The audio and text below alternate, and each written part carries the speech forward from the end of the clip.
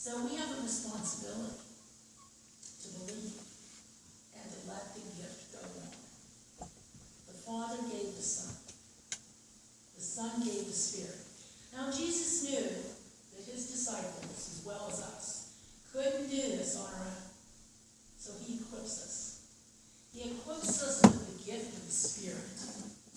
He empowers us. That enables us to testify, to do something up here without notes, to be able to witness, and to love one another. Truman, in that little, the work of Christmas goes on now because we have the Spirit in us. You know, in my house, when I was growing up, nothing happened before December 25th. There was no decorated Christmas tree. There was no wreath on the house. There was no manger. Now, my dad was a living train person, so there was a train and a village and all that kind of stuff under the tree on Christmas Day. And I remember as a small child, we would go to that early service, and my parents would go to the midnight candlelight service, but nothing happened until Christmas morning. That's cool. And I also remember this figurine of a very exhausted Santa leaning up against the pole that said December 26th. Is that how old you feel today? Leaning up against that pole. That is how the world will judge this Christmas. But we are to judge it differently. We're to judge it as that celebration of that first time that Jesus came into the world.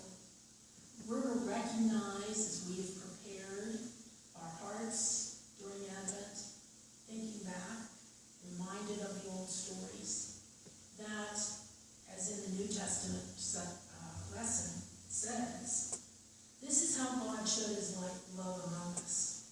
He sent his Son into the world that we might live through him. This is love, not that we love God, but that he loved us and sent his Son as an atoning sacrifice for our sins. Dear friends, since God so loved us, we ought to love one another. You know that song that we sang right before we started this piece of the service? Peace we don't see. Violence, dysfunction we see.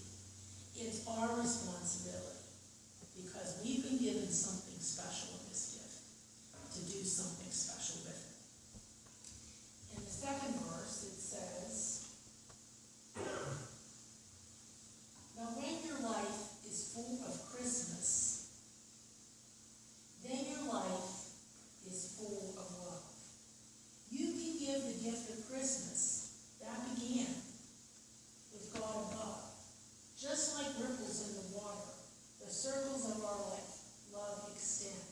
What was started with the Father is a gift that has no end, and the gift goes on.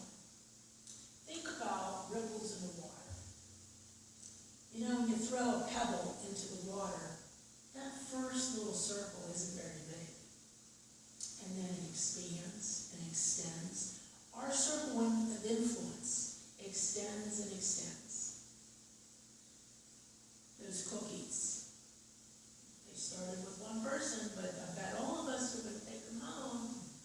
And maybe you'll share it with someone. Oh, you don't have to do that. That's not your call. You can extend like a river.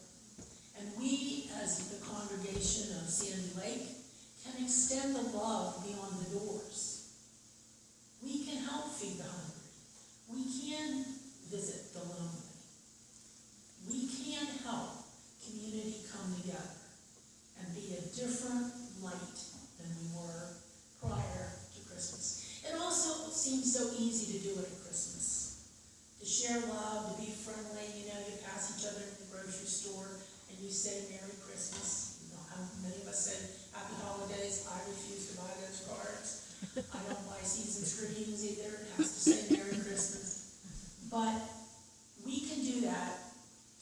January, February, March, April, May, June, July, August, September, October, November, and back again as we go into Advent for 2022.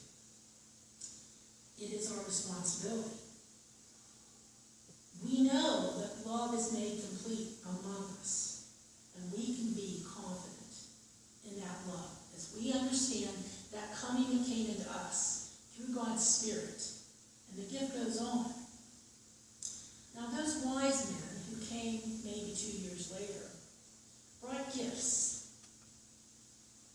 We understand now that those gifts were the sign, again, of his atoning work. Frankincense and myrrh were signs of death, preparation, and kingship. We have gifts too. We've all been given spiritual gifts. He equips us by his Spirit to enable this particular congregation to go forth and to demonstrate the love that you have. Not because you love God and, oh, I'm doing this great thing for him.